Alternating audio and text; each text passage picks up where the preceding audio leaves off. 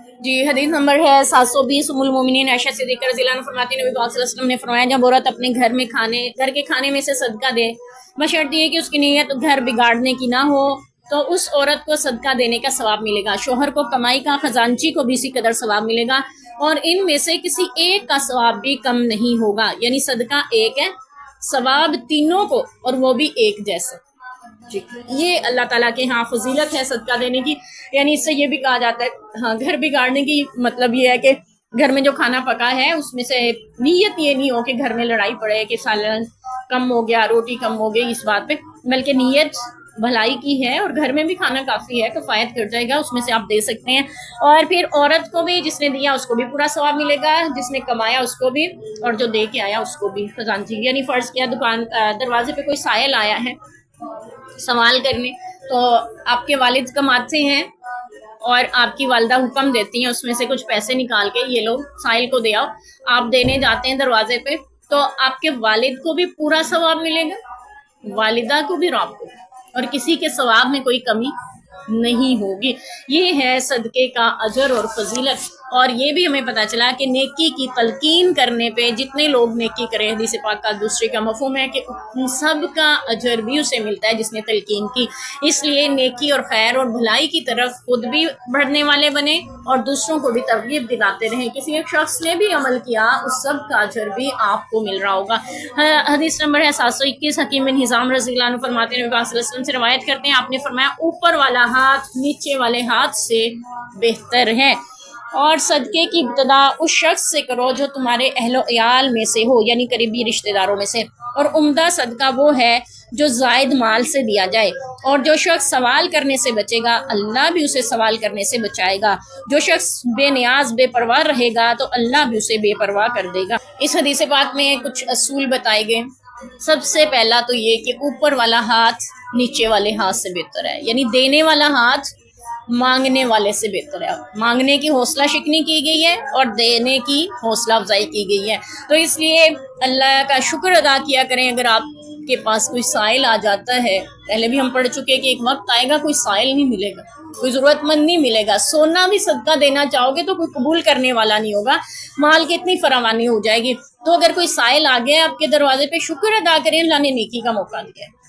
वरना, और ये कि अल्लाह ने आपको तौफीक दी, देने वाला बनाया, मांगने वाला नहीं बनाया, ये भी शुक्र बनता है। और फिर जो है ये आपने फरमाया कि जो करीबी रिश्तेदारों में ज़रूरतमंद है पहले उस पर खर्च करो, दूसरा असूल। और तीसरा असूल ये है कि जो जायद माल है ना आपके पास, उसमें से सदका दिया जाए, ये बेहतर है। आपके पास जायद कपड़े हैं, जायद जूते हैं, जायद खाना है, जायद पैसे, तो जायद, जी, पैसे जायद होते हैं, ठीक है, क्योंकि हमारे पास इतनी ज़रूरियात नहीं भी होती हैं, फिर भी अल्लाह ताला हमें देते हैं। ऐन मुमकिन है उस शख्स के लिए अल्लाह ने आप तक पहुँचाए कि आप उन तक पहुँचाएं। इसीलिए हदीस पाक का मफ़हूम है ना, तुम्हारे कमज़ोरों और ज़ईफ़ों की वजह से तुम्हें रिस्क दिया जाता है और उन तक पहुँचाना तुम्हारी जिम्मेदारी बनती है। इसीलिए ज़कात निकाली जाती है कि उसमें कमज़ोरों का अल्लाह ने हक रखा है, रिश्तेदारों का अल्लाह ने तुम्हारे माल में हक रखा है, तो उन तक पहुँचाना अब तुम्हारी जिम्मेदारी है। तो इसलिए पहला असूल क्या है, देने वाले बना जाए, लेने वाले, मांगने की हौसला चाहिए। दूसरा ये है कि करीबी रिश्तेदारों में दिया जाए। तीसरा असूल ये है कि जायद माल से दिया जाए। और चौथा ये है कि जो सवाल करने से बचेगा अल्लाह भी उसको बचा लेगा। अब सवाल करने से मुराद ये नहीं होता कि बस आप कोई चीज़ ही लेने जाएं, कोई मालो दौलत मांगने जाएं, तो ये भी सवाल करना होता है कि आप कभी सालन मांग रहे हैं, कभी रोटी मांग रहे हैं किसी के घर से, ठीक है, कभी आप उनके घर से प्याज मांगने चल पड़े हैं, कभी आप उनके घर से थोड़ा सा पानी मांगने चल पड़े, तो ये सारे भी सवाल में आ जाते हैं। आप कभी साथ वाले से पेंसिल मांग रहे हैं, कभी कॉपी मांग रहे हैं, आप कभी उसकी किताब मांग रहे हैं, ये भी सवाल।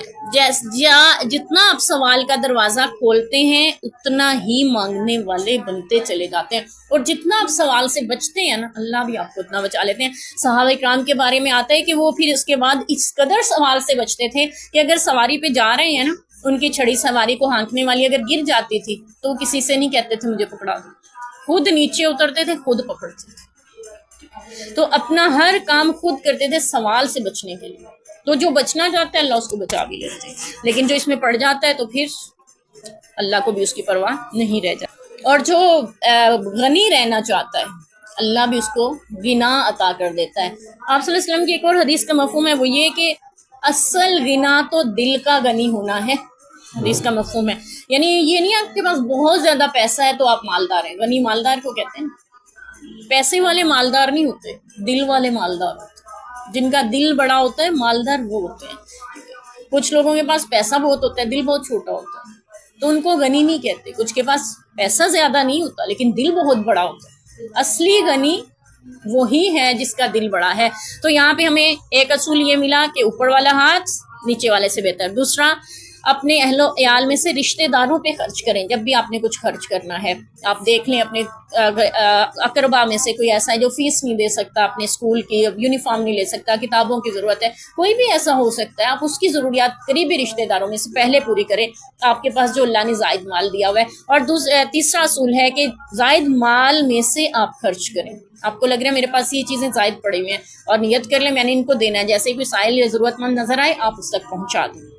और चौथा असूल है कि जो सवाल करने से बचेगा अल्लाह भी बचा लेगा। और पांचवा ये है कि जो गनी रहना चाहेगा अल्लाह भी उसको गिना अता कर देगा।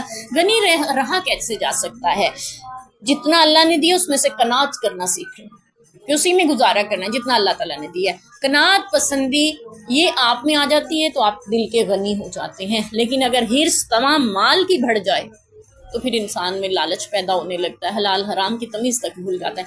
ये शरीयत ने मना नहीं किया कि माल ना कमाएं, माल कमाएं, हलाल ज़राए से कमाएं। ये कनात है, ये अल्लाह पे तवक्कुल और भरोसा है कि जितना रिस्क, जितना माल, जितनी दौलत अल्लाह ने मेरे मुकद्दर में की है ना, मुझे वो मिल के रहेगी, इसलिए मुझे हराम रास्ता इख्तियार नहीं करना।